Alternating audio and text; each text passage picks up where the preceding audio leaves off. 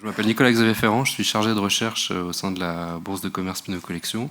Je pense que j'ai déjà vu certaines d'entre vous dans ces lieux, et je me suis chargé justement de cette recherche sur ce mouvement qu'on appelle Monoha, donc, qui est un mouvement japonais né en 1968, qui est un ensemble, dont nous avons un ensemble assez important dans la collection. Alors c'est toujours compliqué de savoir en termes de collection privée, mais il semblerait quand même qu'on ait a priori l'une des plus grandes collections privées de Monoha dans le monde, et peut-être même l'une des collections de Monoha les plus importantes dans le monde.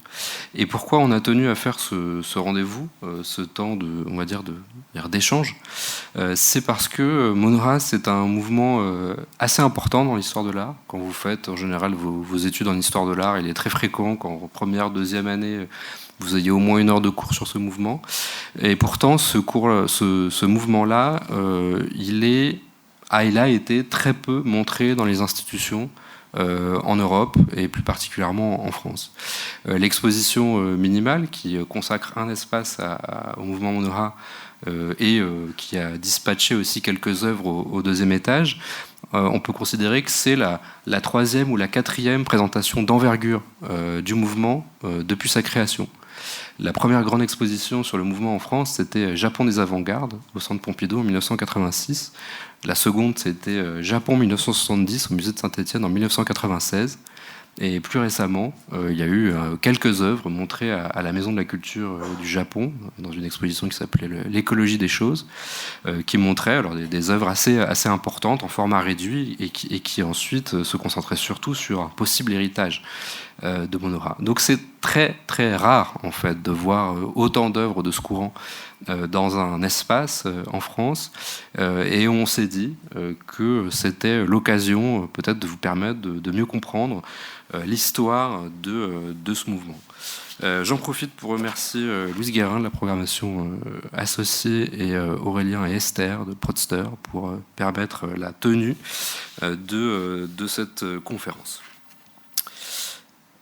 Monoha, ça se traduit par école des choses, ou en tout cas c'est la traduction que l'on en fait le plus couramment. Comment tout cela commence ? Le 1er octobre 1968, à Kobe, les visiteurs qui sont entrés dans le parc Sumarikyu inaugurent la première édition de l'exposition de sculptures contemporaines en plein air, c'est la traduction du nom de cette exposition, et découvrent avec stupéfaction l'œuvre que vous voyez ici, un trou béant et parfaitement rond, accompagné d'un cylindre de terre tout aussi géométriquement pur, compactant le substrat organique récolté depuis cette béance, depuis ce trou. Ce paysage étrange, il a été dessiné par un artiste très jeune qui s'appelle Nobuo Sekine, qui a 26 ans, qui vient tout juste d'être diplômé de l'université d'art de Tama en section peinture à l'huile, ce qui est assez étrange. Cette œuvre, elle s'appelle Isso Daichi, qu'on a traduit par face terre ou face terre-mer. Et cette œuvre inaugure une nouvelle séquence dans l'histoire de l'art au Japon et peut-être dans le monde.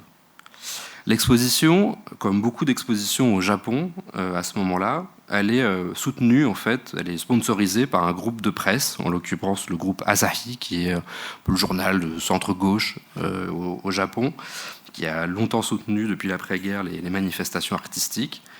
Isso Daichi reçoit un prix de la part du Asahi Shimbun, qui est le journal, et ce prix, le soutien de la presse, accorde immédiatement une forme de publicité qui permet à Nobuo Sekine d'accéder à une notoriété immédiate. Donc l'œuvre, elle se présente sous la forme d'un trou opéré directement dans le sol du parc. Et l'artiste expose l'amas de terre prélevé sous la forme d'un parfait cylindre sédimentaire.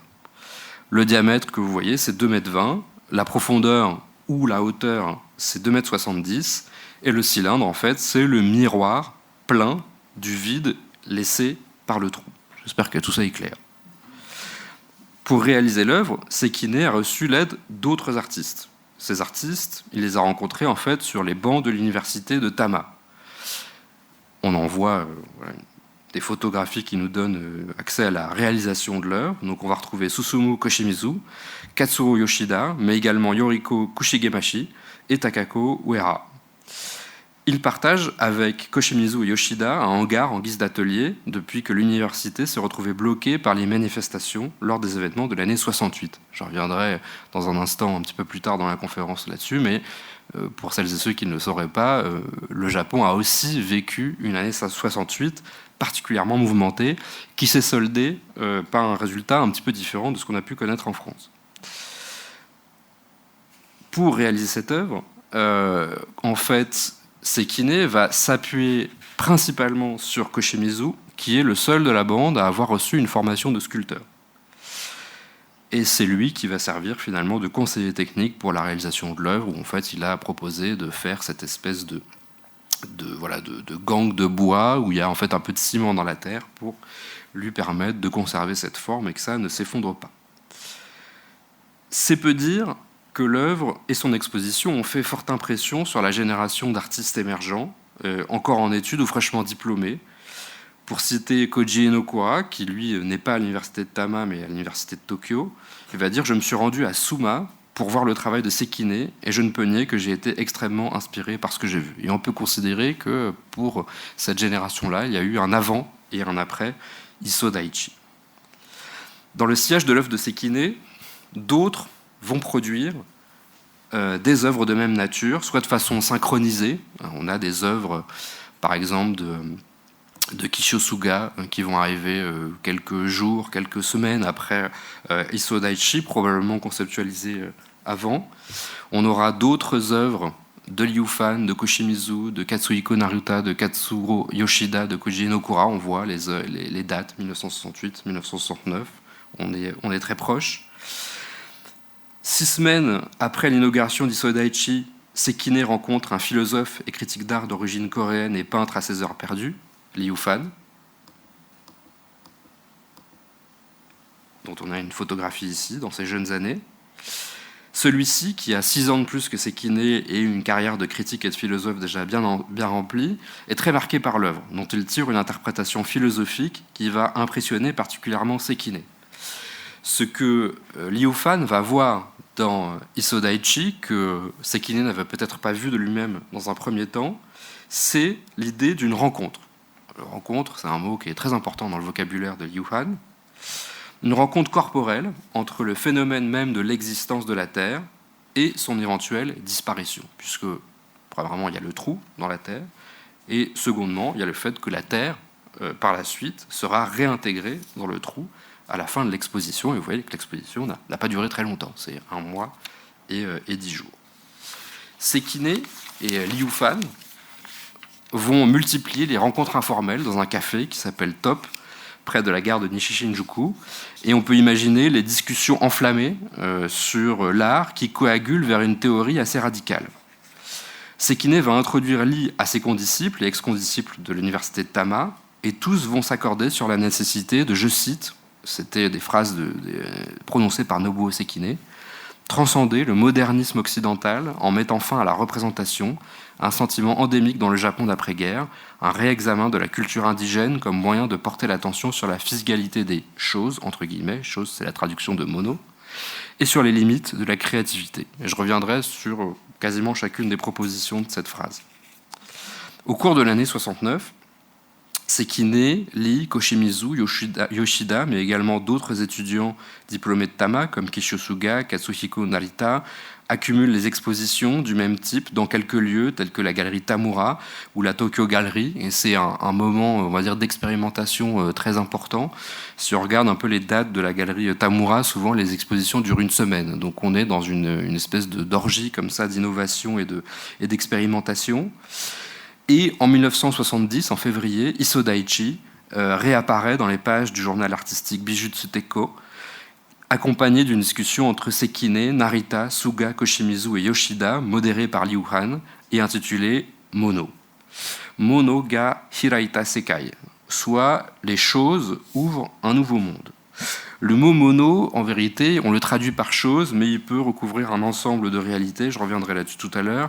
Ça peut désigner les objets, ça peut désigner la matière, ça peut désigner les matériaux, ça peut même désigner des choses plus amples que cela. Et en plus de cette espèce de grande conversation qui a fait date, dans le même journal, Liu Fan va écrire aussi un essai, Dehai o Motomete, à la recherche de la rencontre, les sources de l'art contemporain. Et l'addition de ces deux textes, la conversation et l'essai, constitue ce qu'on considère habituellement comme le point de départ théorique et critique de cette nouvelle forme d'art au Japon, qui se voit accorder une place significative dans plusieurs manifestations. Je ne vais pas vous citer toutes les expositions, mais on a la Biennale de Tokyo en 1970 qui s'appelle Between Man and Matter.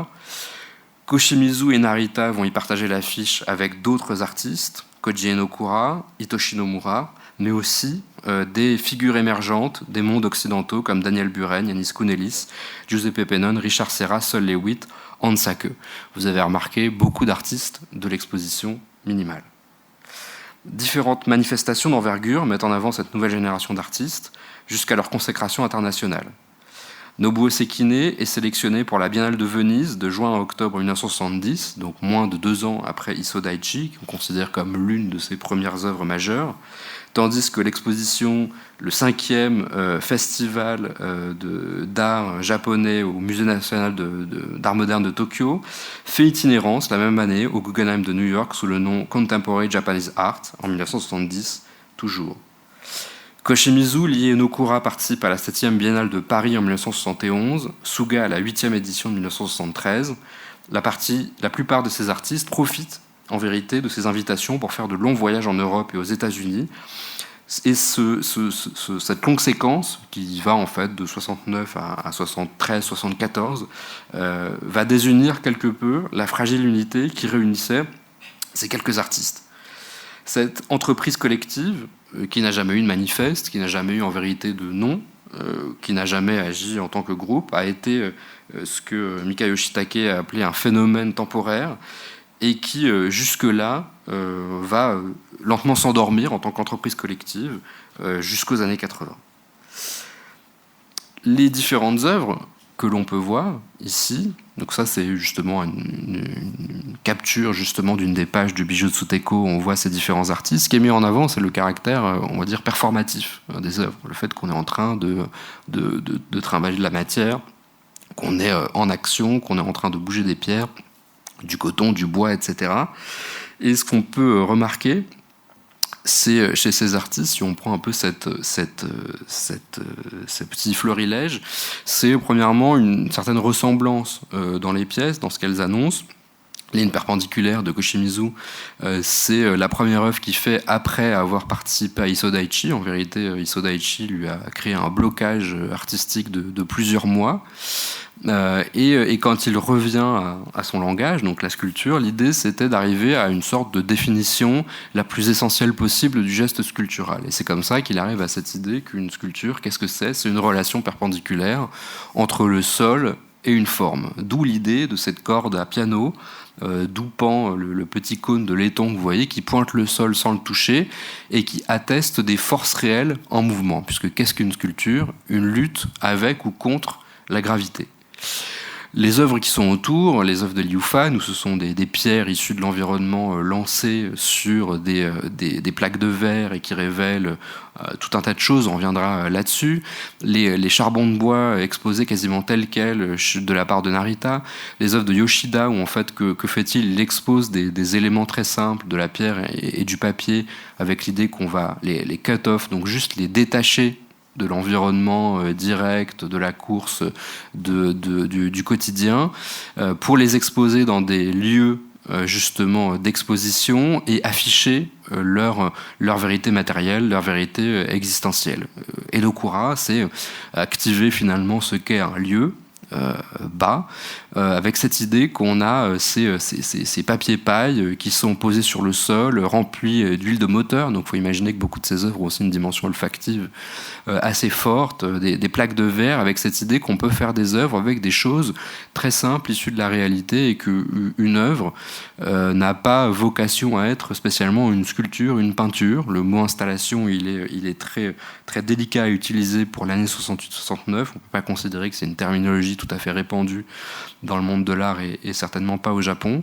Et en fait, on est dans ce vocabulaire formel assez intéressant.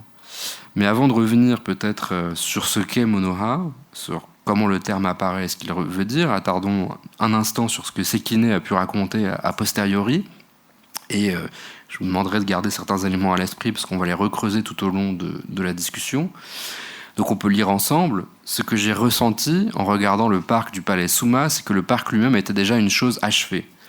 Et les thèmes du son, de la lumière et du vent, en fait, Sekine fait allusion au light and space ou à des mouvements d'histoire de l'art plutôt occidentaux.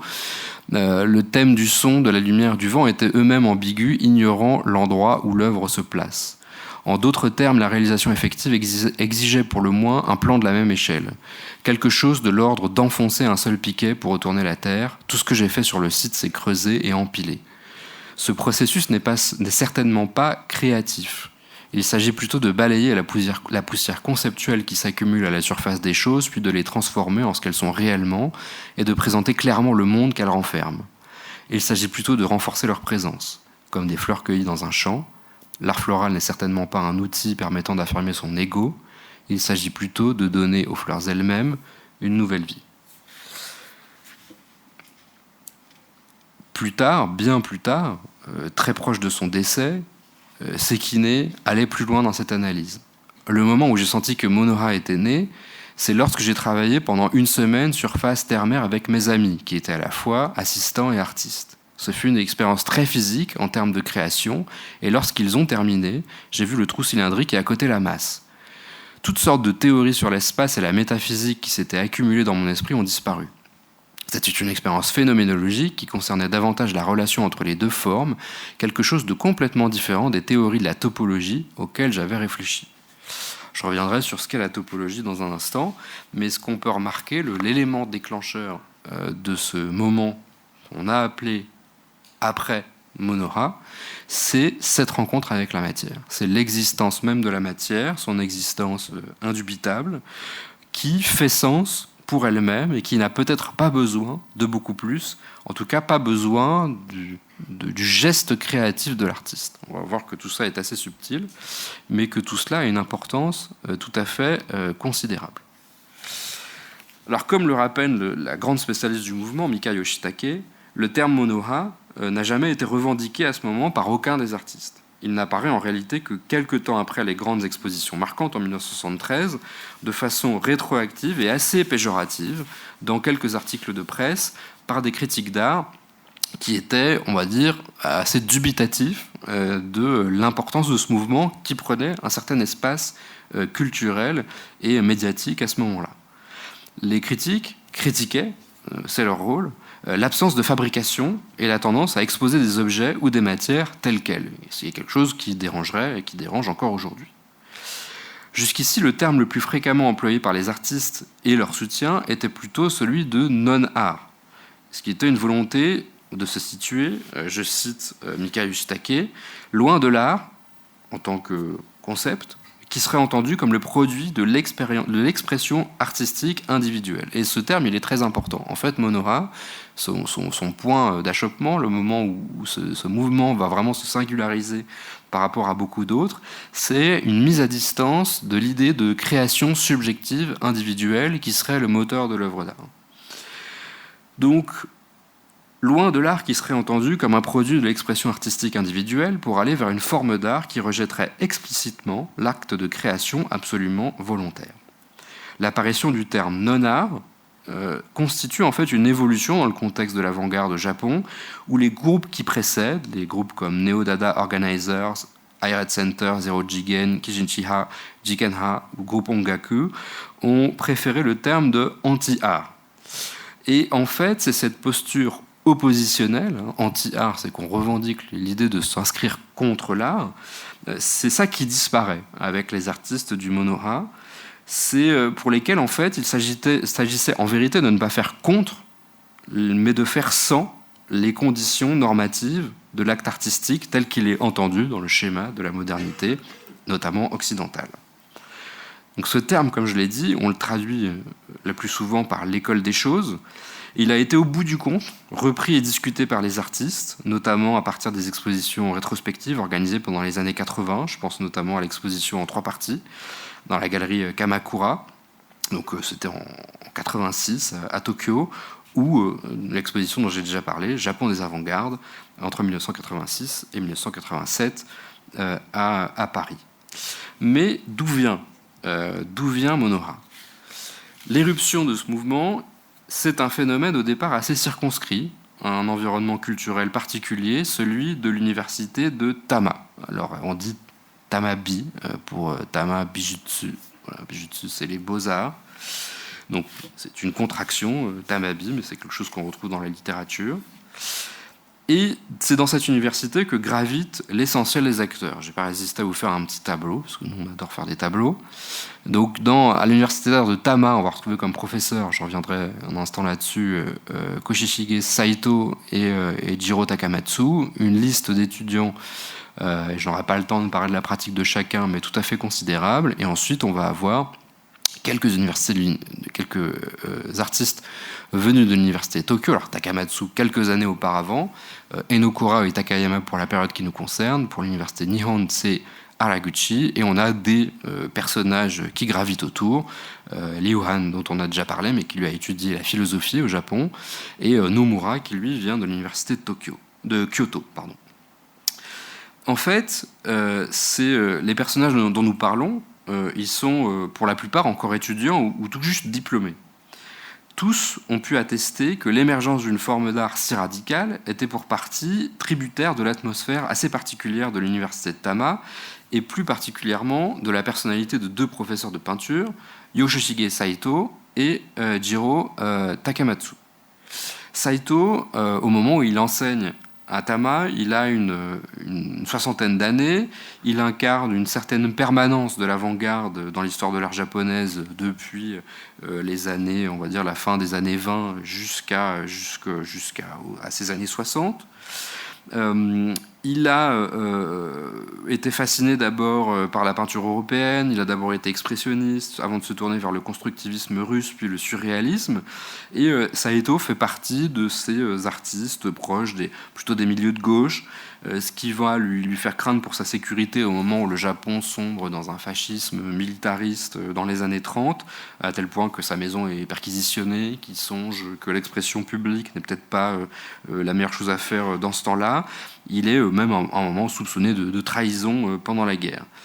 L'ensemble de sa production picturale et intellectuelle est détruite pendant les bombardements américains de la fin de la guerre, ce qui oblige Saito à repartir de zéro à 40 ans. Il vit après-guerre comme professeur de peinture et son travail est de plus en plus reconnu par les institutions, par un certain type de marché de l'art. Et en fait, au cours des années 50, voilà, la réputation de Saito va en faire une des figures proéminentes de l'art japonais. On reste dans un rythme assez lent, et c'est là où on voit que l'accélération de Monohara est tout à fait spectaculaire. La première exposition personnelle de Saito, c'est en 1958, à la Tokyo Gallery. La première exposition personnelle de Sekine, c'est 1968. Donc Saito a attendu 64 ans pour avoir sa première exposition personnelle. Sekine l'a fait à 27 ans. C'est les changements, les accélérations terribles qui se produisent dans les années 60 et les années 70, un peu partout autour du globe, là où il y a un milieu de l'art constitué. Saito représente le Japon à la Biennale de San Paolo en 1959, à la Biennale de Venise en 60. Je dis ça parce que c'est une grande preuve que les institutions normatives vous identifient comme un artiste national.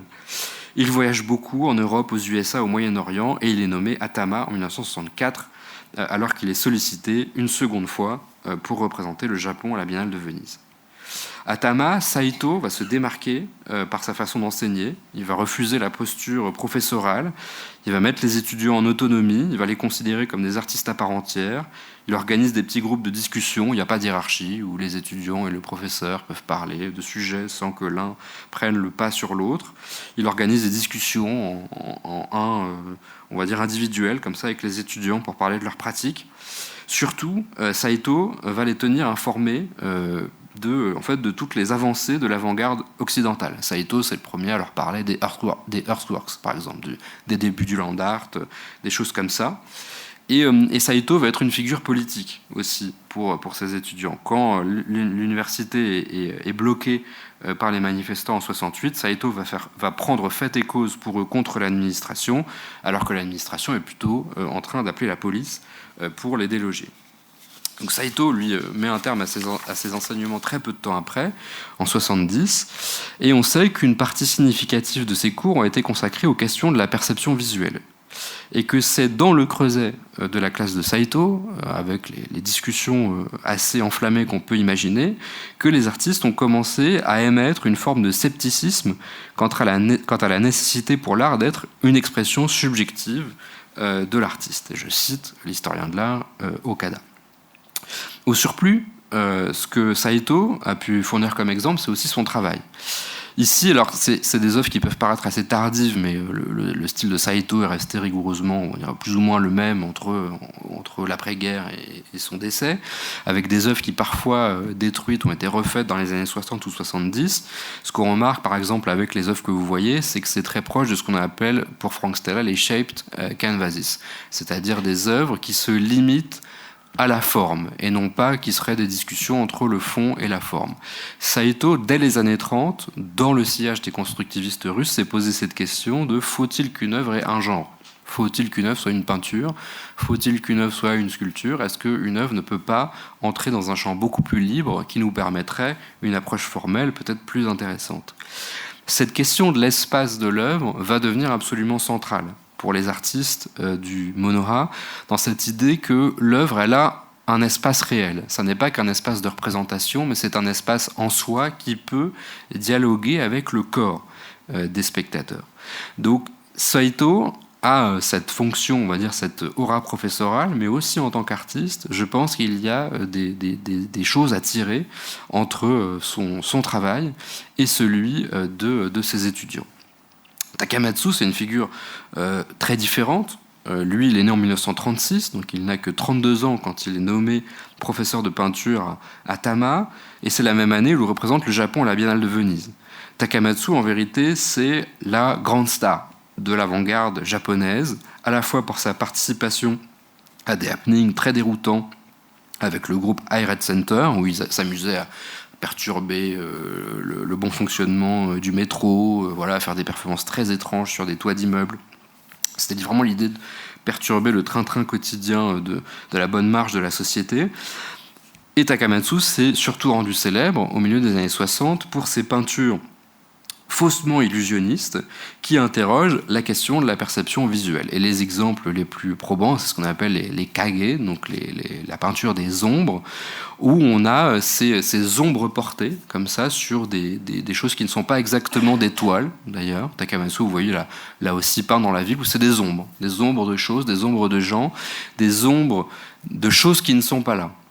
Donc c'est une sorte d'interrogation sur les limites, on pourrait dire, de cette perception visuelle, de la question de la perspective, de la question du regard, qui est si centrale dans notre approche de l'art depuis son invention ou sa pratique, on va dire, dominante à partir de la Renaissance. Et quand on regarde en fait les œuvres de Takamatsu qui précèdent Issō Daiichi, on voit qu'il y avait cette obsession qu'il partage d'ailleurs avec David Hockney sur les questions de perspective inversée, sur comment rendre le caractère inique de la perception. En fait, les choses que vous voyez, les chaises et tables en perspective ou tables en perspective, c'est impossible à comprendre sur une présentation PowerPoint, mais en fait, ce que vous voyez, c'est littéralement des chaises et des tables biseautées, reprenant en fait la façon dont le regard va rétrécir les choses et va rétrécir l'espace à mesure que l'on s'éloigne. Donc, ce que vous voyez, c'est littéralement ce qui est. Là où, normalement, les chaises et la table seraient parfaitement rectilignes, et c'est notre regard qui ferait courber les lignes. Donc, Takamatsu interrogeait la question de la perspective, et on sait que cette question du regard, de cette façon très normative de représenter le regard, va devenir un élément essentiel pour les gens qui seront ses étudiants. Takamatsu, enfin, va en fait aider de façon très matérielle à la professionnalisation des étudiants. Sekine va devenir son assistant dès l'année 1968 et l'accompagne pour l'aider à préparer la Biennale de Venise. Il y a un autre élément de contexte extrêmement important Alors oui, il faut que je vous parle de ça quand même avant de vous parler du contexte politique. Poteau de Londres, alors c'est Pole of Wave, donc je me suis permis beaucoup de traductions en français pour ne pas parler la langue de l'ennemi. Je parle de l'anglais, hein, bien sûr. Et en fait, l'idée, parce que je ne vois pas pourquoi on traduirait en anglais des titres qui sont japonais à la base, le poteau de Londres, c'est pas deux œuvres. En fait, c'est une œuvre qui est un poteau de bois qui, selon l'angle où on le regarde, est parfaitement rectiligne ou parfaitement ondulé. Le cube de perspective que vous voyez, c'est un peu le même principe, c'est inscrire dans le corps du cube l'envers qui n'apparaîtrait que sinon sous une forme de perspective illusionniste. Donc Takamatsu, il était vraiment hanté par cette idée que le regard va former, mais surtout déformer les choses que l'on voit, et que ce regard, il est limité finalement dans l'approche de la réalité. Mais quand on parle de contexte d'éclosion du Monoa, on ne peut pas faire l'économie de parler de ce qui se passe pendant cette année 68 et en vérité pendant toute la décennie des années 60. Ça n'est pas que l'université de Tama. En fait, la fin de l'année 68, elle est très marquée par une ambiance proto-révolutionnaire liée à un mouvement qu'on a appelé Anpo Toso ou Anpo, soit les protestations liées à la possible reconduction du traité de coopération et de sécurité mutuelle nippo-américain signé en 60 et reconduit potentiellement en 1970. En quoi ça consiste? C'est grosso modo le fait que l'Amérique conserve des bases militaires en très grand nombre sur le sol japonais et que ces bases leur servent à contrôler ce qui se passe dans la région et bien entendu à contrôler militairement d'une certaine façon le Japon. En vérité, ce qui se passe, c'est que depuis 1965, la population au Japon voit dans les pages des journaux et à la télévision l'offensive américaine contre le Vietnam Nord. La majorité de la population au Japon se déclare, selon les sondages, en opposition à la poursuite de cette guerre, dont les images de bombardement leur rappellent peut-être leur propre pays, 20 ans auparavant, aussi détruit par les bombardements américains. Nombre d'entre eux s'engagent dans des associations anti-guerre, manifestent, surtout les étudiants, qui sont les enfants du baby-boom. Et ce que les artistes racontent, c'est qu'il y avait cette sensation du nombre très très forte. C'est qu'ils étaient beaucoup plus nombreux que les personnes plus âgées. Il y avait cet effet de masse, il y avait beaucoup plus de gens dans les rues, beaucoup plus de gens dans les universités. Il y a un boom d'inscription à l'université, cette sensation que finalement la baguette du pouvoir peut changer de main. La lutte va se transformer bientôt en combat multifactoriel contre l'impérialisme américain, contre la rigidité du système universitaire. On va augmenter les frais d'inscription, il y a beaucoup de questions d'universités privées au Japon. On va commencer à lutter bien entendu pour le droit des femmes, pour le droit des ouvriers. Le mouvement de 68, il est amplifié par les protestations autour de la construction de l'aéroport de Narita. C'est un mouvement qu'on appelle Sanrizuka et qui est un mouvement en fait, qui est encore aujourd'hui actif. Et en fait, le projet de construction de l'aéroport de Narita, qui est effectif aujourd'hui, prévoyait la destruction de tout un territoire agricole, la disparition de nombreuses communautés attenantes, entraînant une possible, et même sûre, catastrophe écologique. Et donc, comme je l'ai dit, les protestations sont encore en cours aujourd'hui, alors que l'aéroport a ouvert en 1978. On peut considérer que Narita, c'est le Notre-Dame-des-Landes japonais. Donc vous imaginez un Notre-Dame-des-Landes qui se serait passé en même temps que 1968. C'est ce qu'on appelle la convergence des luttes. C'est des gens qui, a priori, n'ont pas les mêmes types de combats, mais ont un ennemi commun qui serait l'autorité. Sans vous faire un cours sur Anpo, parce que ça nous prendrait 2 heures, tout ça commence dans l'université privée de Waseda, qui est vraiment l'université très prestigieuse, où une grève de protestation a lieu parce qu'on augmente les frais d'inscription. Et tout ça croît autour de 66 jusqu'à 69. Et en fait, le conflit va prendre une importance croissante à l'intérieur comme à l'extérieur des campus. Des violences éclatent entre les étudiants mobilisés et la police anti-émeute, mais aussi entre les factions elles-mêmes. Parce qu'il y a les factions d'ultra-gauche, d'ultra-ultra-gauche, d'ultra-ultra-ultra-gauche, d'ultra-nationalistes, d'ultra-ultra-nationalistes, et bien entendu la mafia, aussi, qui est mobilisée, ça on le sait aujourd'hui, par les pouvoirs publics, enfin, par certains services de police pour les aider à faire respecter l'ordre. Ici, ce mouvement de grève donc qui commence dans les environs des grandes universités de Tokyo, en fait, prend fin pour l'université de Tokyo en 69, après 6 mois de lutte, et lorsque 8500 policiers délogent les étudiants par la force. Et ce qui semble être une victoire policière, en fait, découle sur l'embrasement de 200 universités dans l'ensemble du pays, et il va falloir, en fait, l'action vraiment très très rude de la police et le changement des conditions de la guerre du Vietnam pour que la mobilisation se calme et que la majorité des étudiants soient rentrés dans le rang au début de l'année 1970. Les quelques résistants qui vont vouloir continuer la lutte vont le faire loin de l'université et vont se radicaliser, parfois très très loin. Je pense à l'United Red Army, qui va finir comme un mouvement terroriste, meurtrier, quand certains vont dériver vers les sectes millénaristes. En vérité, ce qu'il faut noter, c'est que c'est toute la décennie 1960 qui est l'objet d'une grande violence politique et sociale. La question de la présence militaire sur le territoire est un sujet sensible pour la population depuis l'après-guerre.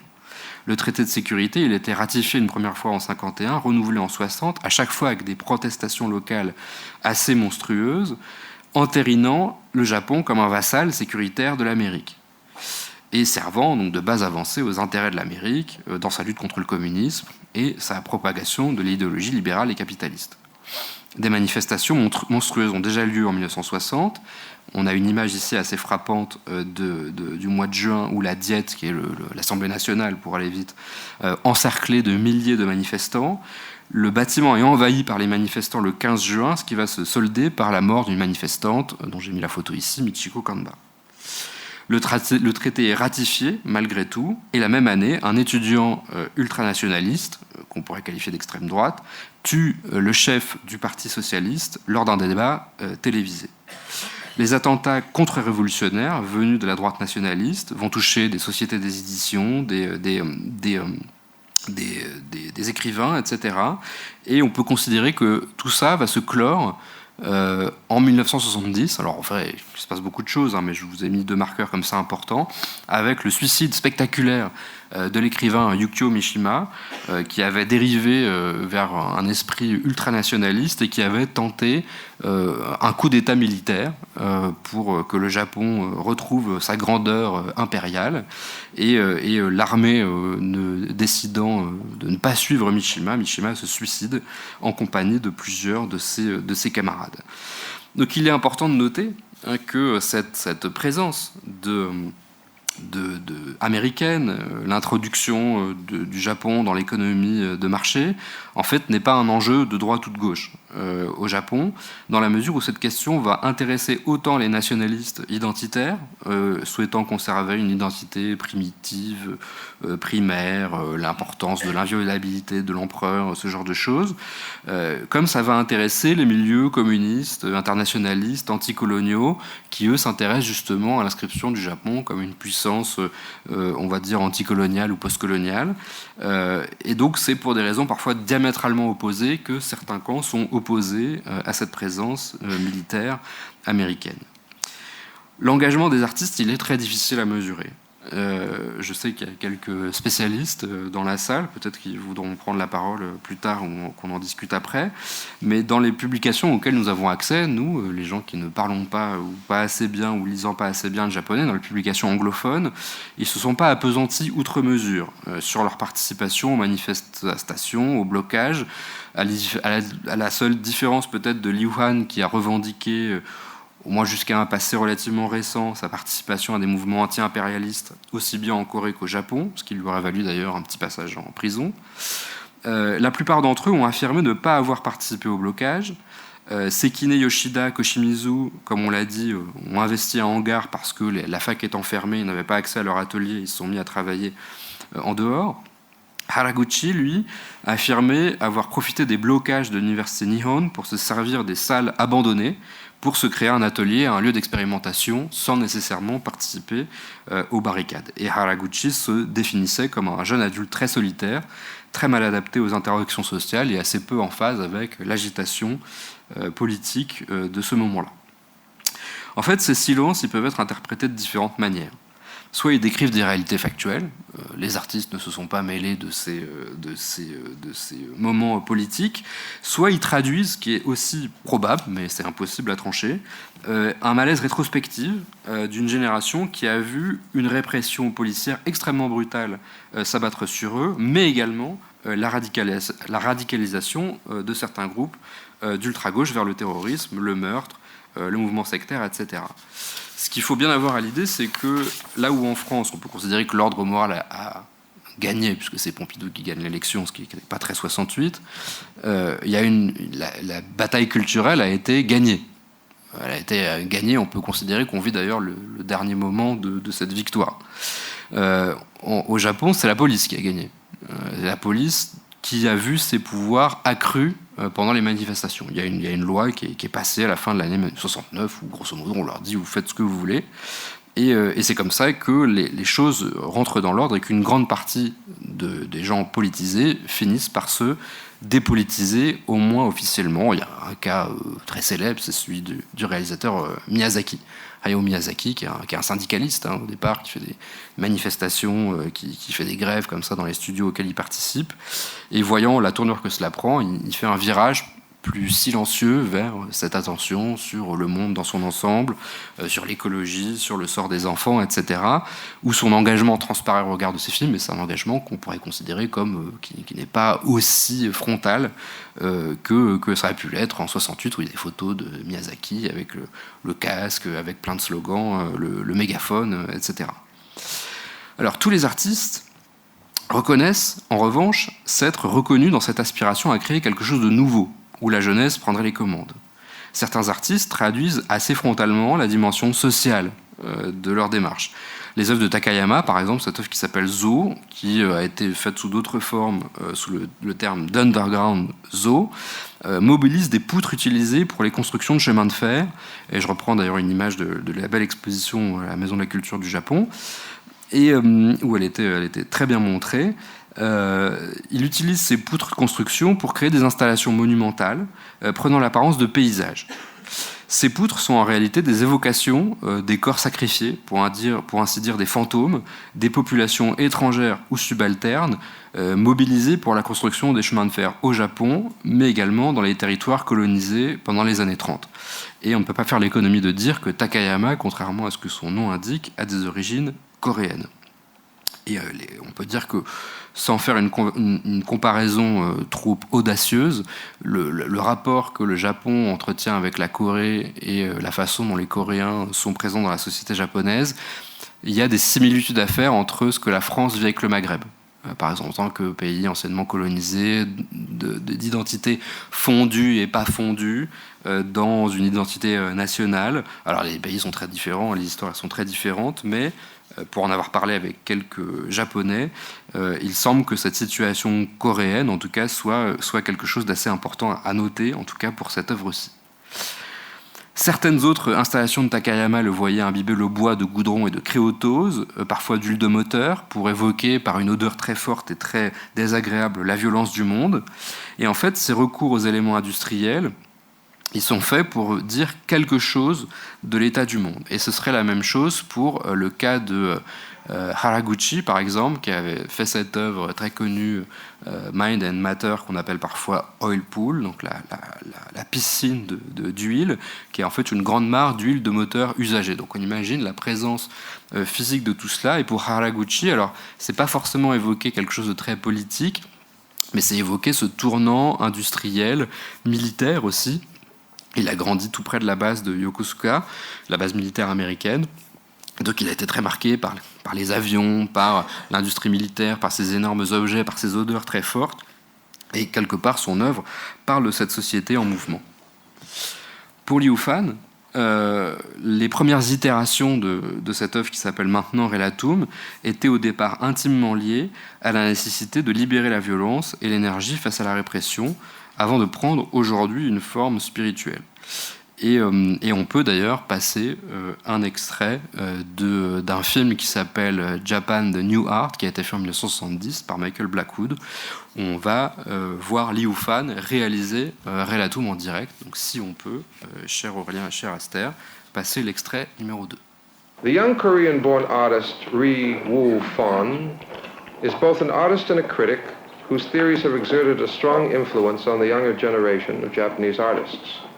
He is a leader in the movement to redirect art away from human subjectivity toward a contact with the real world of places and materials.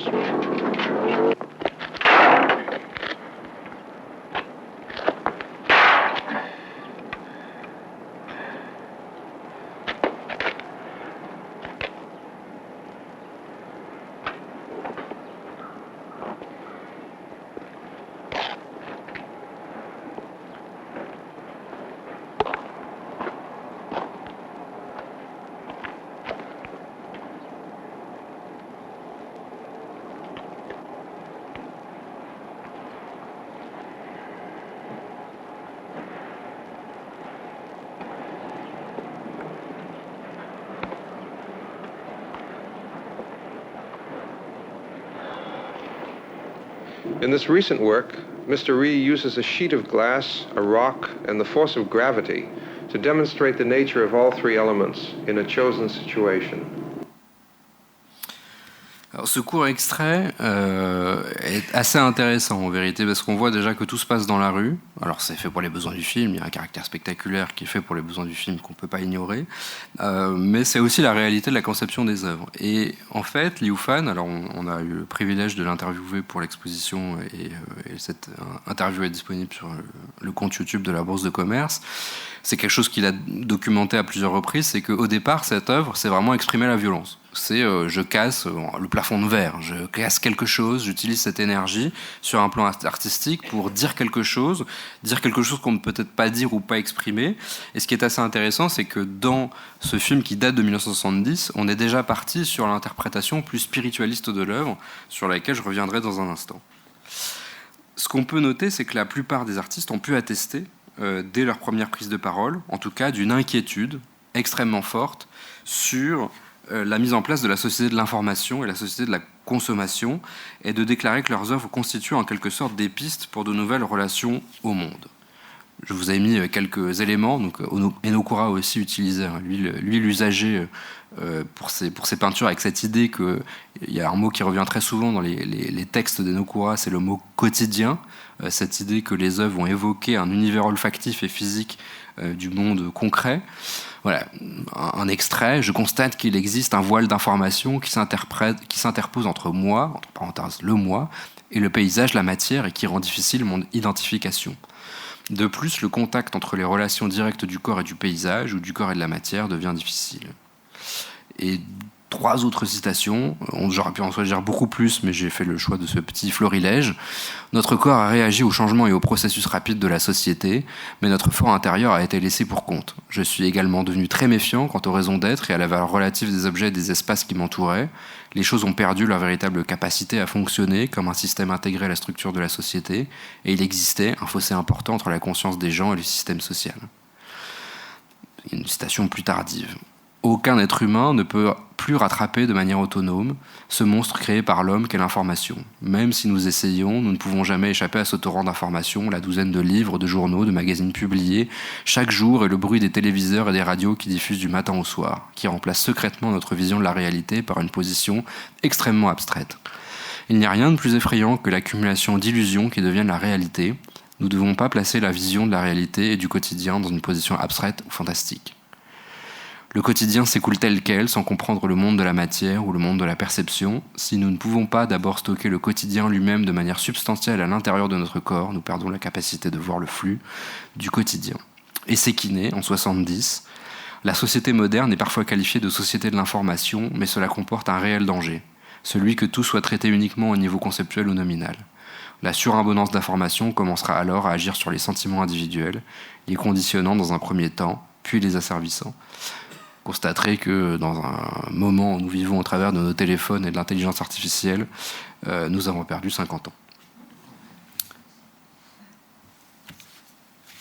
Mais quelles sont ces relations que Monohara a tenté de créer ?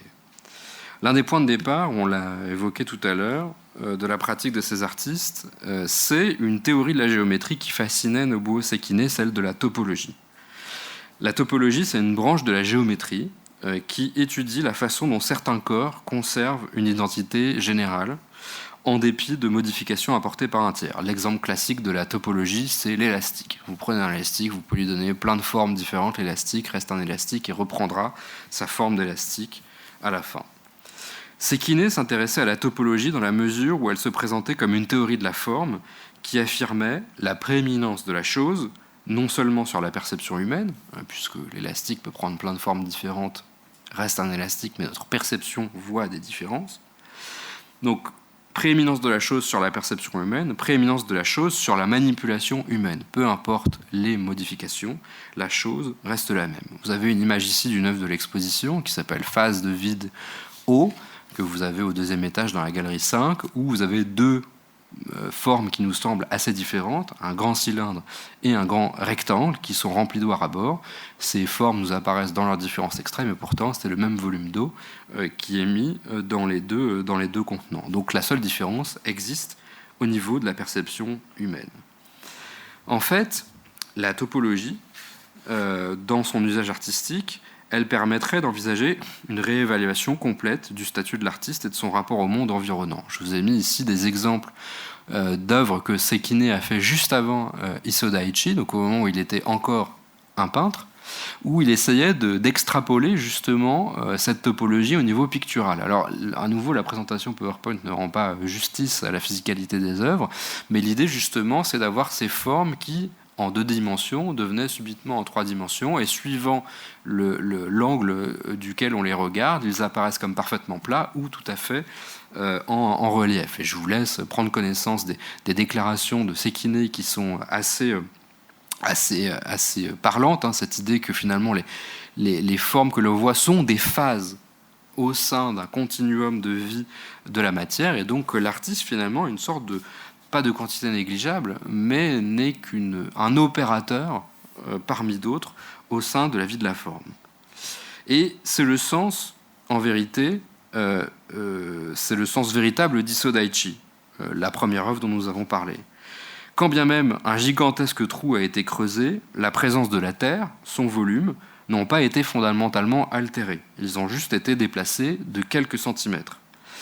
Issō Daichi, pour Sekine, c'était au départ une expérience absurde. Sekine nous disait la chose suivante: imaginons que je suis un artiste tout-puissant. Je peux faire ce que je veux avec la matière. Je vais creuser un trou absolu dans la Terre. Donc je creuse toute la Terre de la Terre. Qu'est-ce que j'ai? Un substrat de terre exactement équivalent à la terre que je viens de prélever. Donc, en fait, ce que j'ai produit n'a aucune conséquence. L'action de l'artiste, le volume de terre excavé, correspond au volume total. Rien n'a véritablement changé. C'est pour ça que Sekine utilise ce mot Issō ou Kusō ou d'autres termes encore, les mots phase ou phase de vide, qui sont en réalité des expériences de topologie, d'abord en peinture, puis en 3 dimensions. Cette œuvre dont j'ai parlé tout à l'heure, la phase de vide eau, c'est donc, comme je l'ai dit, ce même volume d'eau dans 2 volumes apparemment, dans 2 formes apparemment tout à fait différentes. La seule différence, elle réside dans la perception humaine, décidément bien faible. Donc on voit aussi les liens avec Takamatsu, par exemple, cette idée que la perspective, que notre approche visuelle, elle est tout à fait incomplète. Si Sekine est le seul à avoir revendiqué l'influence de la topologie, nombre de pratiques d'autres artistes peuvent y être associées. Je pense notamment à cette série de Takamatsu, dont on a un exemple au premier étage, juste à l'entrée de la galerie consacrée à Monora. Unité de papier, c'est l'exemple que nous avons, mais c'est toute une série, unité de briques, unité de granit noir, unité de cèdre, etc. Où en fait, ce que faisait Takamatsu, c'est présenter un matériau sous 2 aspects entièrement différents. Un aspect complet et un aspect, on va dire, réduit en charpie, réduit en 1000 morceaux, avec cette idée que l'un devenait le contenant de l'autre. Takamatsu avait eu l'idée de cette œuvre, et souvent les œuvres de Monora viennent d'expériences perceptuelles notables, en regardant des arbres alors qu'il patientait à un arrêt de bus. Et en fait, il voit que de l'autre côté de la route, il y a des arbres, et que ces arbres, ils ont une certaine essence, et que cette essence, c'est la même que celle des poutres de sa maison. Donc, je dis n'importe quoi, le cèdre, par exemple, peut exister à l'état, on va dire, naturel, mais à l'état culturel, à l'état de table, à l'état de chaise, à l'état de poutre, à l'état de couvert, de bol, que sais-je. Et ce qui intéresse Takamatsu, c'est non pas une sorte de vérité primaire, la vérité du bois, ce serait l'arbre planté dans le sol, c'est cette infinité de possibilités. Ces différences d'état qui, pour lui, sont totalement équivalents. D'où l'idée d'unité. Que le papier soit réduit en charpie ou qu'il soit plein, le papier est toujours le papier. C'est le même matériau et c'est le même volume de matériau. La seule différence existe quelque part dans notre esprit. C'est la même chose qui guide cette immense série au long cours de Susumu Koshimizu, de surface à surface. Là, je vous mets une image de celle qu'il avait produite pour la Biennale de Paris en 1971, du côté de Vincennes. Et en fait, à chaque fois, c'est une bûche de bois qui est à chaque fois la même taille, mais qui est travaillée pour chaque itération de façon différente. Donc c'est comment une même unité peut donner accès à différentes formes de réalité, ce dont on a un exemple dans la galerie de Monoha, où on a les petites pyramides comme ça qui sont posées les unes à côté des autres, où chaque pyramide en fait a les mêmes dimensions et le même poids, mais c'est simplement la façon dont on va poser la pyramide, on va l'angler, qui nous font apparaître chacune des formes comme étant différentes. Donc à chaque fois, un même matériau est présenté sous un nombre d'apparitions plus ou moins grandes, attestant finalement de la pérennité de ce matériau en dépit des manipulations. Cette théorie de la forme, en vérité, c'est une théorie de la matière, de l'espace et des relations. Ce qu'il faut clarifier avant toute chose, c'est la volonté anti-représentationnelle. En fait, il ne s'agit en aucun cas pour ces artistes de produire l'image de quelque chose. Ça, c'est très important. Il s'agit pour eux plutôt de présenter les choses telles quelles, d'où le nom qu'on leur a donné, école des choses. Des choses présentées telles quelles sans médiation ou presque.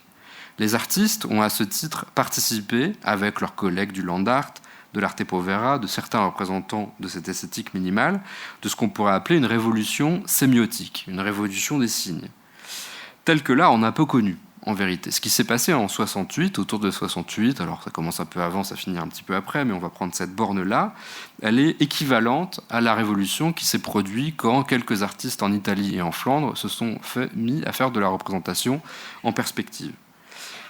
Dans ce moment initial de la Renaissance italienne et flamande, les artistes avaient décidé que l'œuvre était désormais mimétique ou iconique, c'est-à-dire que l'œuvre produite, elle doit ressembler ou évoquer sans détour un élément réel ou culturel, un événement, une histoire, une personne, un élément de la mythologie.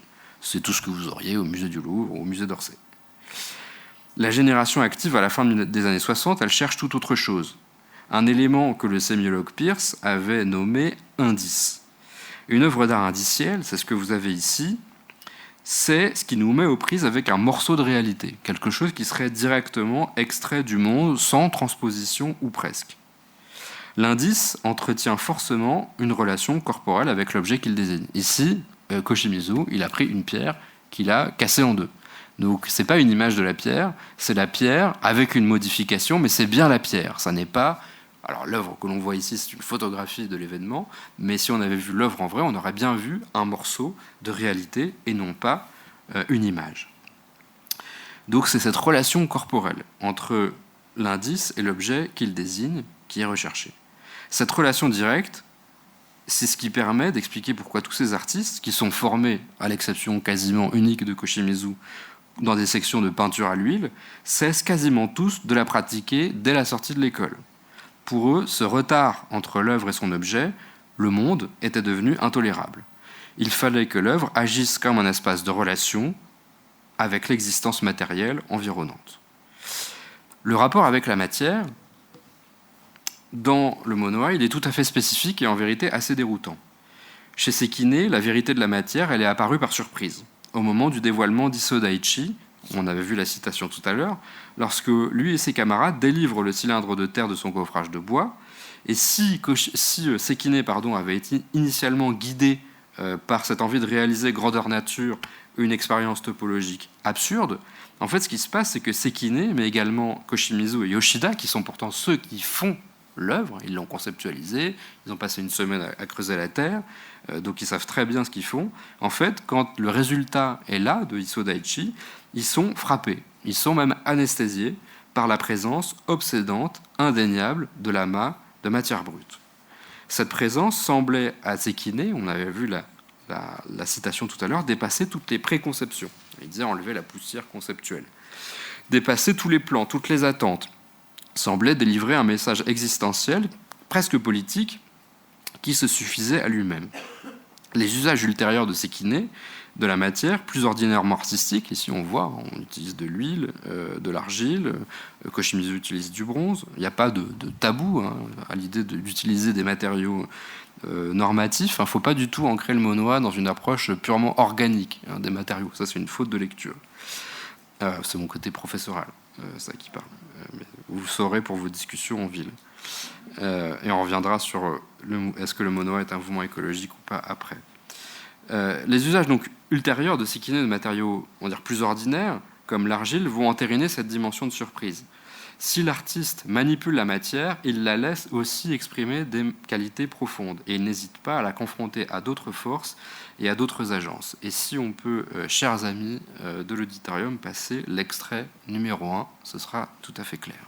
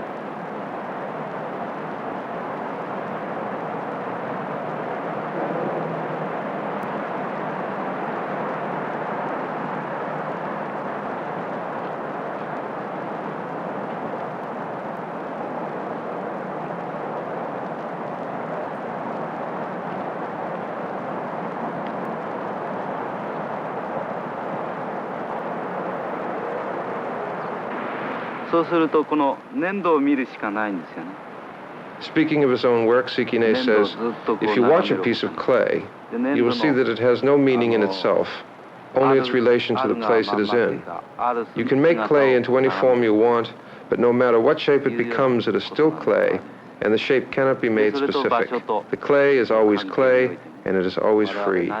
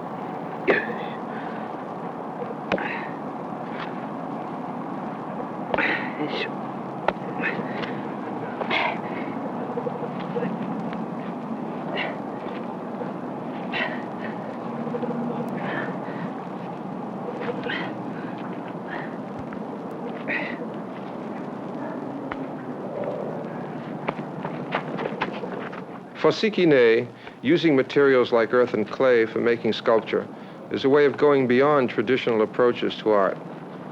It is also related to his ideas and his attitudes toward art itself, namely that it is not particularly sacred, but only one activity among many to be carried out and then either to be kept or to be thrown away.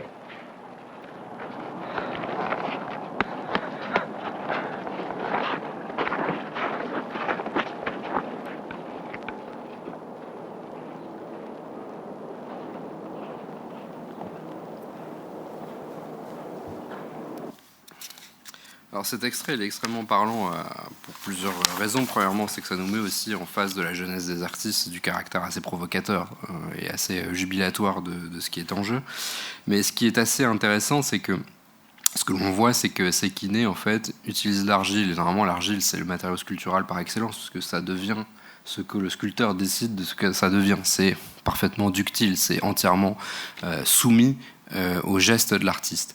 Et en fait, ce que Sekine observe, c'est que, comme il le dit, l'argile reste toujours de l'argile et l'argile reste libre parce qu'en fait, elle se trouve modifiée par toutes les relations qu'elle noue avec les choses qui l'entourent. Les mains de l'artiste, mais on le voit que Sekine va poser par exemple les morceaux d'argile sur des petites cordes à linge et en fait le poids de l'argile elle-même va commencer à modifier la forme, le contact avec la neige, le fait de jeter l'argile dictairement sur un banc de pierre permet d'obtenir des formes que la main humaine ne permet pas d'obtenir.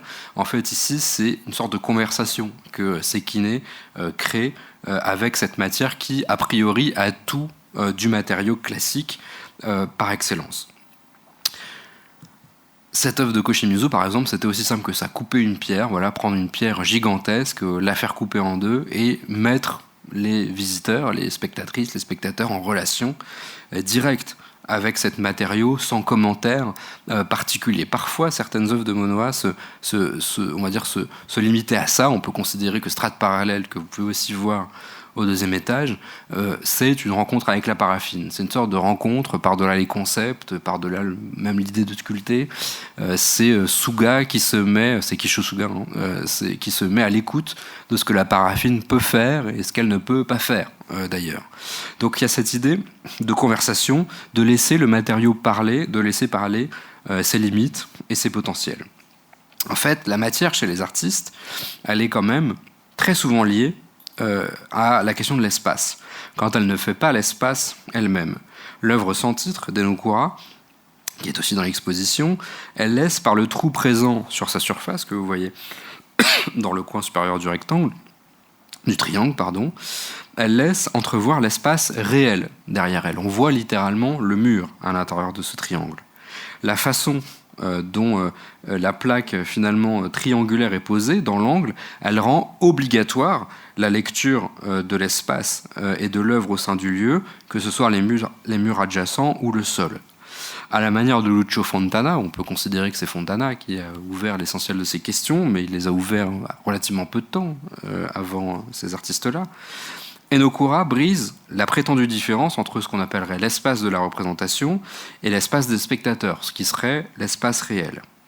Une œuvre comme figure A numéro 1 se situe dans un espace indéfini. Elle est à la fois sur le mur et sur le sol. Donc elle échappe à la fois à l'espace de la peinture, mais aussi à l'espace de la sculpture, pour mieux nous aider à prendre compte, par notre corps, de l'espace réel, de l'espace d'exposition, qui sinon est souvent dissimulé, sans faire offense à nos collègues des musées voisins. Quand vous allez voir un chef-d'œuvre de la peinture du 19e siècle, vous allez voir l'enterrement ornant, vous êtes absorbé par la peinture et vous ne voyez pas vraiment le mur autour, vous ne voyez plus vraiment l'espace d'exposition autour.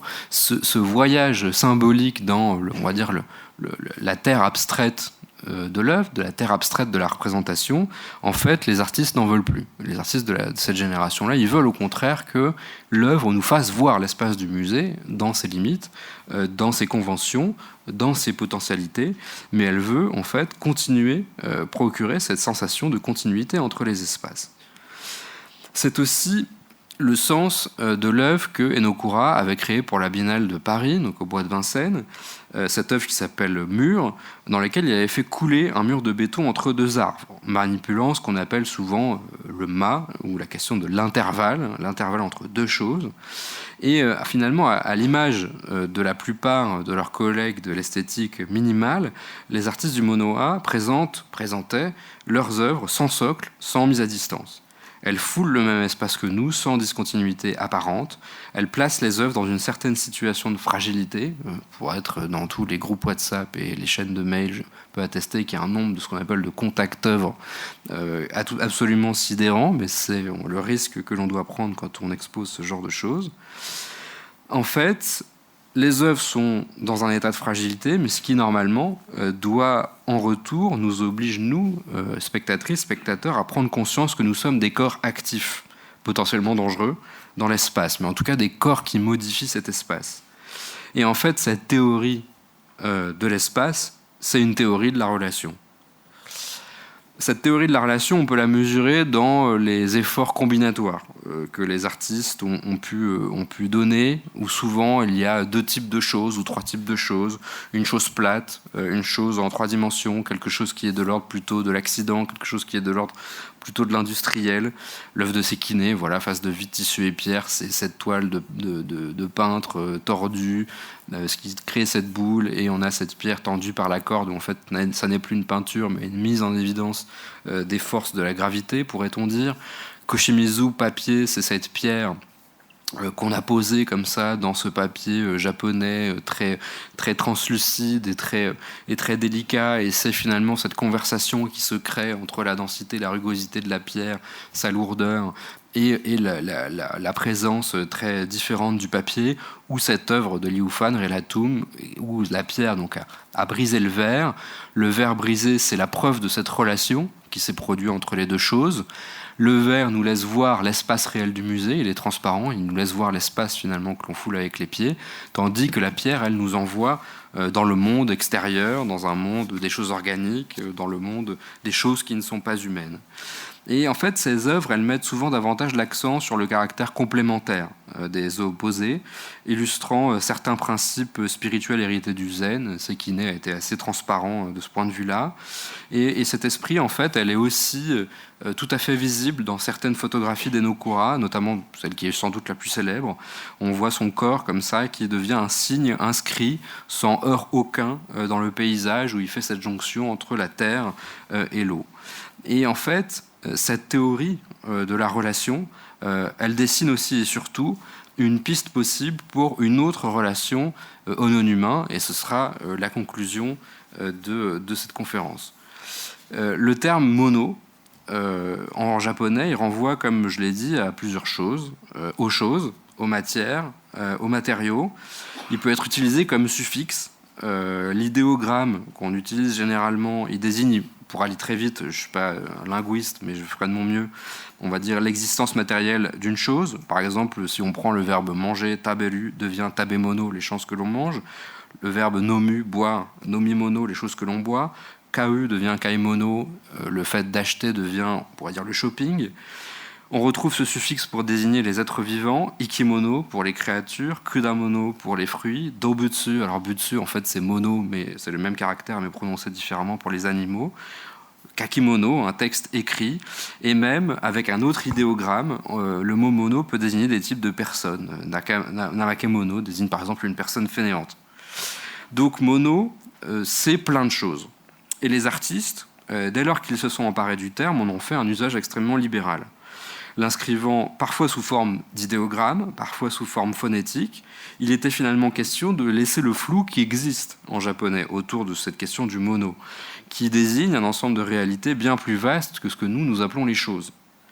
Mono serait à la fois tout ce qui est autour de nous, ce qui nous fait face, ce qui nous échappe, mais aussi ce qui nous constitue, au moins pour un instant. Le flou autour de mono, dans le langage et dans la culture, illustre peut-être aussi cette frontière tout aussi floue entre l'humain et le non-humain. Sur le plan de la pratique, on remarque que nombre d'œuvres et d'entreprises relevant de Monoha furent de fait parfaitement éphémères. Et là, on va passer 3 extraits, le 4, le 6 et le 7, qui vont nous montrer Koshimizu et Suga à l'œuvre.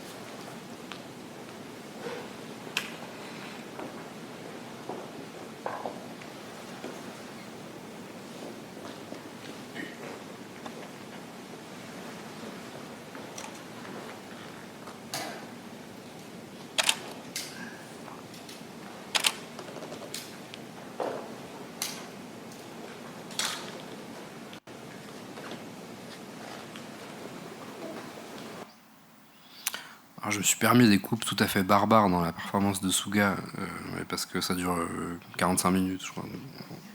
Mais c'est pour vous donner un peu... C'est de temps en temps assez court, hein, les coupes que j'ai fait. Mais ça vous donne cette idée de l'intranquillité de la forme dans les performances. En fait, rien n'est jamais laissé très longtemps au même endroit et tout se situe dans un état de, on va dire, d'instabilité, ou pour utiliser un terme cher, on va dire, au poncif sur le Japon, le caractère éphémère, impermanent. Et en fait, ce qu'il faut noter, c'est que, et le petit extrait sur la performance, appelons ça ainsi, de Koshimizu, c'est finalement, ces artistes ne font aucun cas du fétiche de l'œuvre d'art. Ce qui leur semblait plutôt les intéresser, c'était la rencontre, même pour un moment très faible, avec très peu long, avec cette matière, avec ces objets. Et ce qu'il faut noter, c'est que quasiment aucune œuvre n'a été gardée de cette époque-là. Quasiment tous les arrangements que vous voyez ont été des arrangements temporaires. La terre d'Isodaichi a été remise dans la terre du parc.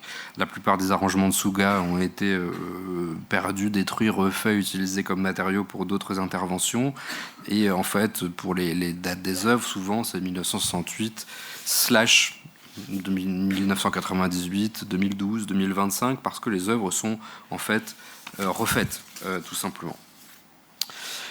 En fait, c'est cette rencontre. Rencontre, c'est un terme extrêmement récurrent, par exemple, dans le vocabulaire de Liu Han. Si vous lisez des textes de Liu Han, ça peut être même le titre de certaines expositions, c'est un mot extrêmement courant. Cette rencontre avec ce qui nous entoure, cette rencontre qui ne peut être que fugitive. Et finalement, nous avons une part de responsabilité dans cette rencontre, bien sûr, mais quelque chose préexiste à notre rapport. Et ça revient très souvent dans les textes des artistes de Monoha. Il y a quelque chose qui préexiste à leur arrivée et à l'action qu'ils vont apporter sur la matière. Quelque chose demeurera de cette rencontre, peut-être, mais cette rencontre s'effacera et elle aura modifié et la matière et la personne qui aura modifié cette matière. Le temps et les éléments se transformant dans Monoha, finalement, en agents, qui concourent au même titre que l'artiste à la forme que prend la matière. On a ici une citation assez intéressante de Liu Han. Lorsque vous contemplez un mono, donc traduit par objet, il ne s'agit pas de le recouvrir unilatéralement de votre propre idée, mais vous devez reconnaître que vous êtes vous-même contemplé par cet objet. C'est pour ça que j'ai insisté sur Takamatsu au départ, cette idée du regard et de la perspective. En fait, cette perspective leur a apparu comme fondamentalement incomplète. Bien sûr, nous regardons le monde et nous avons transformé les œuvres d'art dans cette transposition de notre regard sur le monde. C'est ça la perspective et c'est ça la photographie et c'est ça le cinéma. Mais nous sommes regardés aussi par tout ce qui nous entoure. Et c'est ça que les artistes de Monoha ont essayé d'apporter dans ces agencements parfois sporadiques. Et je vous ai mis ensuite un ensemble de citations ou d'œuvres. Quand on parle par exemple de temporalité, il y a un artiste qui revient souvent et qui avait été aussi présenté dans l'exposition de la Maison de la Culture du Japon, Hitoshi Nomura, avec Tardiologie, où en fait c'est cette construction de carton que l'artiste a laissé se désagréger et se détruire pendant plusieurs jours, prenant acte photographiquement de cette disparition. On voit ici que finalement l'agence de l'artiste, son agentivité, elle se produit bien sûr au moment de l'agencement de la forme, qui est une forme géométrique, qui ne traduit pas de goût personnel, mais ensuite la forme est laissée dans un état de fragilité, de précarité, elle est à la merci des éléments. Et je vous ai mis ensuite un ensemble de citations qu'on peut lire ensemble parce que je trouve que les artistes se sont exprimés de façon, alors parfois de façon alambiquée, mais parfois de façon très claire. Il y a une autre table ronde en 1994 assez vertigineuse où les artistes, pour certains, parlent entre eux 20 ans, 30 ans après, où voilà, on peut lire ensemble, c'est assez intéressant. Suga a dit pour moi, dans le même sens que l'interférence dont on vient de parler avec Enokura, il s'agit plutôt d'une sorte d'interdépendance. En établissant une relation de dépendance mutuelle, je considérais cela comme un moyen de saisir le monde extérieur ou de saisir une certaine image du monde. À l'époque, chacun d'entre nous avait l'habitude de réfléchir à toutes sortes de choses en utilisant ses propres moyens de mesure physique. Lee dit, ça en fait la différence avec Earthworks, Arte Povera et d'autres concepts sous-entendus occidentaux. C'est précisément cela, ils utilisent divers matériaux, mais la nature de l'image confinée ou le structuralisme mental sont assez présents chez eux, c'est-à-dire chez nous. C'est dû à la philosophie et à la pensée européenne, ou à leur niveau, n'est-ce pas ? Ou à leur niveau de l'art plastique. Ils n'ont pas de monde extérieur, presque pas. Peu importe jusqu'où ils vont, ils ne peuvent pas se détacher de leur propre extension. Oui, exactement. Ils ne se préoccupent que de l'intérieur. C'est la limite de l'idéologie européenne. Peu importe à quel point ils acceptent l'extérieur, ils ne le reconnaissent que sur la base d'un état de confrontation. On pourrait dire la même chose d'Earthworks. Ils ne sont rien de plus que cela. Alors Suga, par ailleurs, a dit qu'il était très admiratif de Robert Smithson et de la question des sites, etc. Mais là, on voit qu'on est dans une discussion d'artistes. Ils ne sont rien de plus que cela. On ne pouvait pas penser autrement qu'en séparant l'être humain de la nature. Cependant, nous sommes différents d'eux. Nous pensons qu'il y a une nature humaine à l'extérieur ou à l'intérieur. Ça, c'est une phrase purement animiste. Il existe différents points de vue à l'intérieur comme à l'extérieur. Des points de vue, c'est-à-dire que nous sommes regardés par les choses. Si l'on pense ainsi, tout commence à circuler assez librement. Poursuivons avec Suga. Je me suis vraiment concentré intensément sur mon travail pendant un certain temps, sur son essence même, en le vidant de tous les éléments qui avaient un rapport avec les pensées, les significations ou même les symboles. C'est le sens de Strates parallèles. C'est une œuvre qui ne fait appel ni aux symboles, ni à la philosophie, ni à la littérature, donc je ne peux pas vous l'expliquer, c'est une rencontre avec la matière. Il faut aller dans l'espace de la galerie et se confronter avec cet espace de paraffine qui est là pour entrer en conversation physique avec vous. Être capable de voir une chose n'est pas difficile en soi, mais comprendre les états continus de l'intériorité, l'essence d'une chose, donc l'intériorité d'une chose, est généralement moins simple. Cependant, pour qu'une œuvre d'art puisse être une œuvre d'art, il est assez difficile d'intégrer l'évidence existante de la singularité réalisée, Suga a une façon très complexe de parler parfois, ou d'intérioriser en soi le lieu ou l'atmosphère qui l'entoure. C'est un défi en raison de la nécessité de pouvoir continuer à exprimer, dans l'atmosphère perçue et le domaine de la chose, mono, qu'il existe une sorte d'intentionnalité. Non seulement elle existe, mais grâce à cette intentionnalité, on peut être aussi capable de percevoir un autre type de choses existantes ou un domaine liminal. Pour ainsi dire, s'il n'y a pas cette intentionnalité, on ne peut plus rien voir du tout. C'est-à-dire que Suga veut nous mettre à disposition de l'intentionnalité des choses qui ne sont pas humaines. Les morceaux de bois, les pierres, les cordes, le verre, toutes les choses qui peuvent être utilisées au cours de ces installations. Disons que ce que je ressentais alors était une sorte d'humanisme. Et chez Suga, je pense que le mot humanisme n'est pas un mot valorisant. En bref, quand je parle d'humanisme, c'est dans le sens d'une hiérarchie. Alors normalement, c'est le mot level ou échelle, mais j'ai traduit par hiérarchie. Le problème de la conscience humaine qui précède. En fin de compte, en Europe ou aux États-Unis, les beaux-arts sont une œuvre qui doit être réalisée par l'homme. Dans ce cas, seule la conscience impliquant les humains va progresser, et c'est ce qui incite les gens à peindre des tableaux sur toile, à sculpter des sculptures, à modeler certains types de formes, ou devrais-je dire à donner forme à des choses que l'on ne peut pas voir. Je pense que c'était précisément la période où ce type de conscience prévalait absolument. Ce qui avait été ignoré avant cette époque, c'est le fait qu'au tout début, il y a une réalité qui est l'objet en soi, c'est-à-dire le mono. Ce qui a conduit Suga a parfois utilisé un terme dont je vous ai mis les kanji, puis la traduction phonétique, puis ce à quoi ça pourrait donner si on le traduisait intégralement en français ou en anglais. Alors c'est une traduction d'Andrew Merkel qui est un traducteur attitré des écrits de Suga. Datsu Geijutsu. Geijutsu, c'est un choix de terme qui est intéressant parce que Geijutsu, c'est le terme qui désigne plutôt l'artisanat. Artisanat technique, c'est le terme, on pourrait dire, le plus anciennement utilisé pour définir l'art. Là où le mot bijutsu, on va dire les beaux-arts, est un terme qui a été entre guillemets importé. C'est un terme qui est inventé en 1868 après la révolution Meiji, quand le Japon décide de, entre guillemets, rattraper son retard avec l'Occident. Et c'est un concept importé. Donc Suga fait comme si Bijutsu n'existait pas. Et Datsu, ça signifie enlever, faire sans, supprimer. Donc d'où la traduction de Andrew Merkel, cette idée du mot art barré. En fait, on fait comme si on ne faisait pas de l'art. On essaye de se situer dans une autre perspective. Les œuvres qui ne seraient pas d'art, c'était la définition du ready-made chez Marcel Duchamp. Je ne vais pas vous lire toutes les citations. Je vous ai fait un florilège, j'aurais pu en mettre 10 de plus. Tous ces artistes, au cours de leurs interviews depuis 1970 jusqu'à leur décès ou jusqu'à aujourd'hui, n'ont cessé de répéter leur volonté de prendre leur distance avec la question de l'expression subjective. Le fait que l'œuvre d'art serait l'expression de l'intériorité subjective, contrastive, absolument personnelle de l'artiste.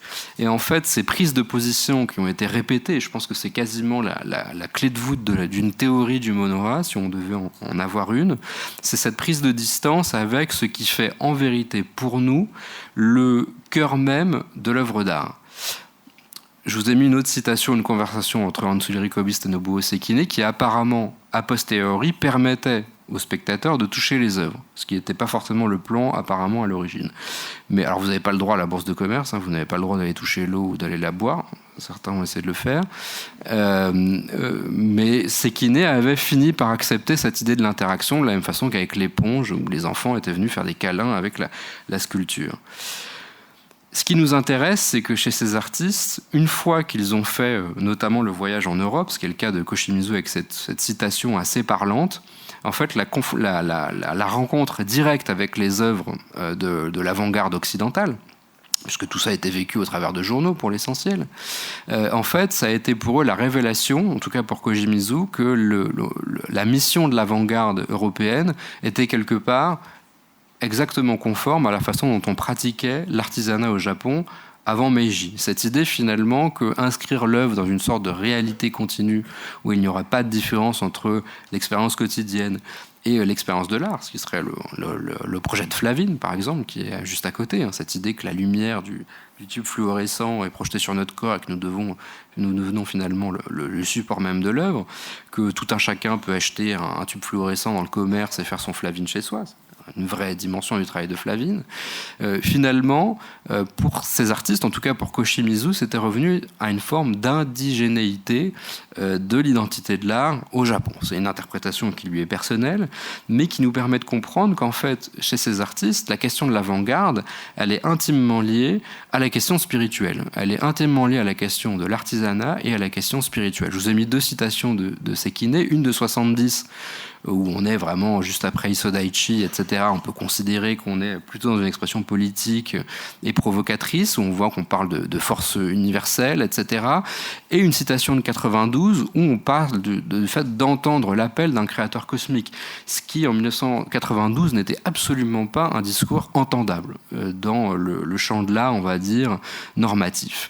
Et en fait, cette idée de faire appel à une forme d'archaïsme, parce que faire de l'œuvre un territoire spirituel, c'est archaïque, faire de l'œuvre un territoire finalement de collusion avec l'artisanat ou de supprimer cette barrière qui séparerait l'artisanat de l'art, c'est archaïque. Supprimer l'importance de l'expérience individuelle ou de l'expression individuelle, c'est ni plus ni moins faire table rase de tout ce qui s'est passé depuis la Renaissance et depuis, on va dire, la formation des académies des beaux-arts et de la théorie normative de ce qu'on appelle, nous, l'art. Et en fait, pour faire un peu d'anthropologie, ce sera la conclusion, il y a deux personnages assez importants qui ne sont pas japonais, mais qui sont des personnes, je pense, absolument essentielles quand on veut penser depuis notre point de vue ce qui s'est passé entre 1968 et 1974 pendant Monoha.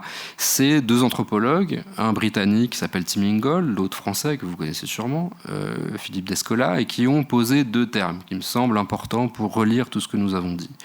Le terme illémorphisme de Tim Ingold. Illémorphisme, c'est un terme qu'il emprunte à Aristote et c'est, on va dire, le couple matière et forme.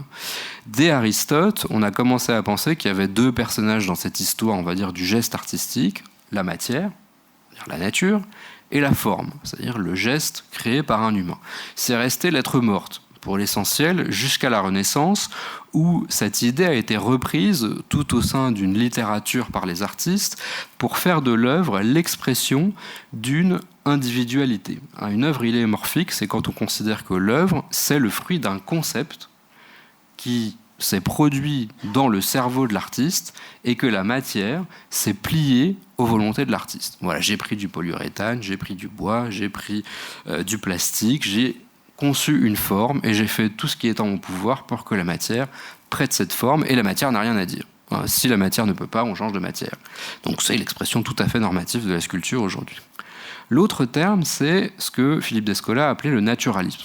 Grosso modo, la réalité dans laquelle nous vivons aujourd'hui, avec cette séparation entre les humains et les non-humains, ou dans une espèce de hiérarchie établie en vérité depuis fort longtemps, les seuls à disposer d'une intériorité pleine et active, ce sont les humains. Puis certains animaux auxquels on accorde une forme d'intelligence, les dauphins, les grands singes, etc. D'autres animaux moins intelligents, les chiens, les chats, etc. Les animaux pas du tout intelligents, les poules, les insectes, et ensuite les plantes, où on ose à peine aujourd'hui dans certains milieux accorder une intelligence et des affects aux plantes ou des capacités de communication, et ensuite les minéraux, les climats, etc., qui eux en sont totalement dépourvus.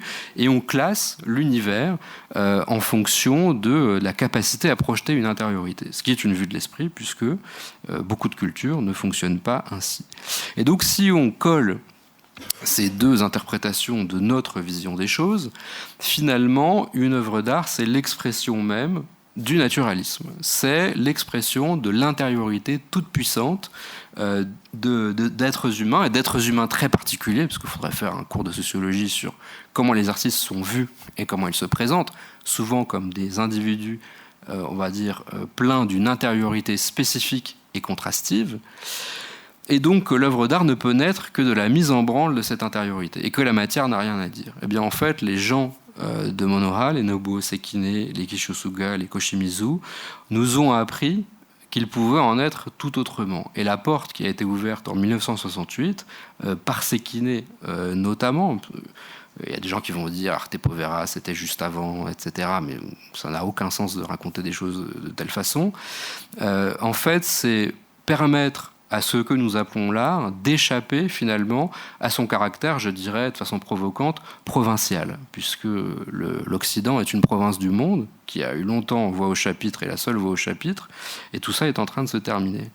Nous n'avons pas le monopole en fait de ce qu'est on va dire la façon dont nous sommes en interaction avec le monde et avec la matière et les objets, et en fait ce qu'ont essayé d'inséminer dans le champ de l'art les artistes de Monoha, c'était une piste pour dresser finalement une relation toute nouvelle avec la matière, avec le monde, une relation équivalente puisque l'on accorde aux choses finalement une intentionnalité, une intériorité, une capacité à agir au même titre que nous.